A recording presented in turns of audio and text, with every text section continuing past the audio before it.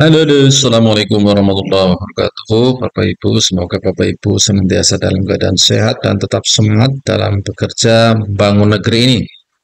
Bapak Ibu, di tahun 2023 ada 1 juta formasi CPNS dan diantaranya ada 4 formasi yang menjadi prioritas. Nah, seperti apa penjelasannya? Nah, kita ikuti selengkapnya.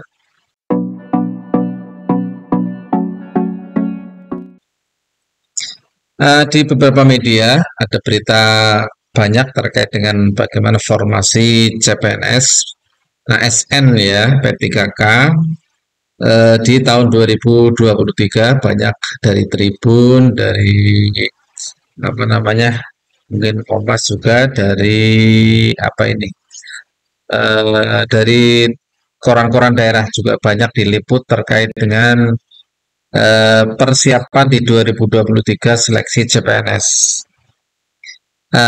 Waktu yang akan dilakukan oleh pemerintah terkait dengan kegiatan rekrutmen adalah di bulan September 2023. Jadi sebentar lagi Bapak Ibu atau teman-teman yang mau mengikuti seleksi CPNS nanti akan di bulan September 2023.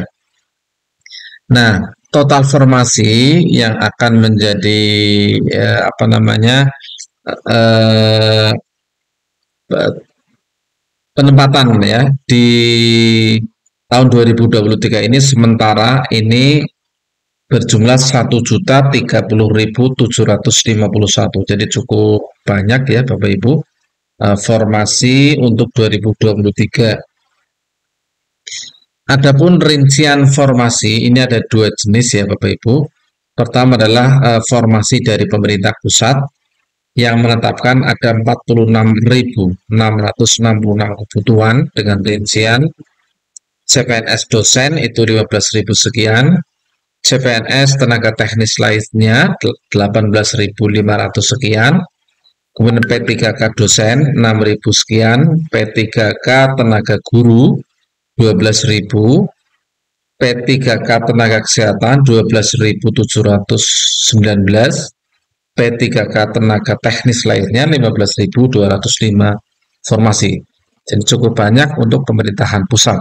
Sementara untuk pemerintahan daerah itu ada 943.373 kebutuhan dengan rincian P3K guru 580.202, kemudian P3K tenaga kesehatan 327.542 formasi, kemudian P3K tenaga teknis lainnya ada 35.000 formasi dan sekolah kedinasan sebesar 6.259.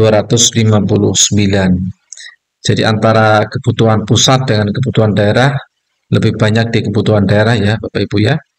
Kemudian ada 4 formasi prioritas. Ada 4 formasi. Yang pertama adalah formasi CPNS untuk lulusan terbaik atau cum laude ya.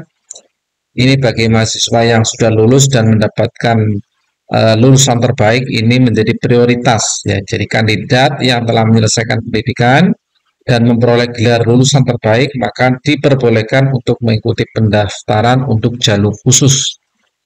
Tentunya di jalur ini untuk seleksinya tidak begitu banyak ya karena anak-anaknya anak-anak yang terbaik di perguruan tinggi itu.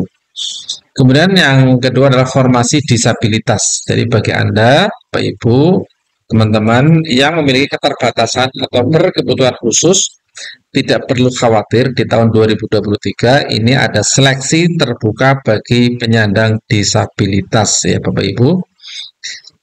Kemudian formasi pengembangan diaspora.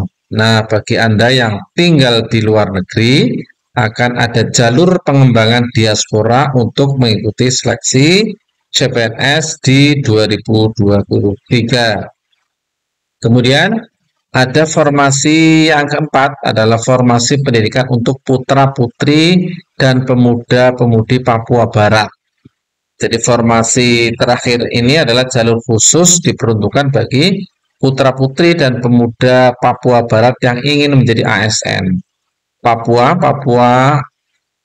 Barat dan daerah otonomi baru itu Papua juga telah disiapkan untuk seleksi CPNS mendatang. Jadi ini khusus ya Bapak Ibu ya. Kemudian bagaimana sih syarat pendaftaran CPNS? Coba kita lihat ya Bapak Ibu. Seperti di 2023 mungkin hampir sama ya di 2023. Pertama adalah warga negara Indonesia, usia minimal 20 sampai dengan 59 tahun. Kemudian tidak dipidana penjara atau terlibat kriminalitas, tidak diberhentikan, tidak hormat sebagai PNS, TNI atau Polri, tidak menjadi ASN, PNS, TNI, Polri, dan siswa ikatan dinas, dan bukan pengurus partai politik.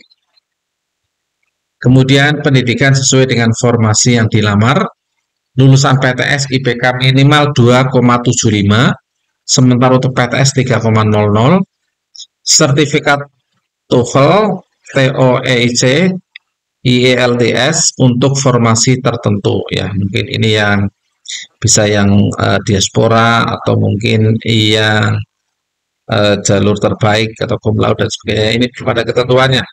Lulusan PTN dan prodi terakreditasi BAN perguruan tinggi, bersedia mengabdi dan tidak pindah sesuai dengan waktu yang ditetapkan. Itu ya Bapak Ibu, ada banyak persyaratan, tapi Bapak Ibu insya Allah bisa mengikuti seleksi ini kalau nilai IPK minimal 2,75 dan PTS 3,0 ya Bapak Ibu. Demikian Bapak Ibu, mudah-mudahan ini menjadi poin penting bagi teman-teman yang ingin mengikuti seleksi CPNS di 2023 dan sebentar lagi di bulan September. Demikian, Assalamualaikum warahmatullahi wabarakatuh.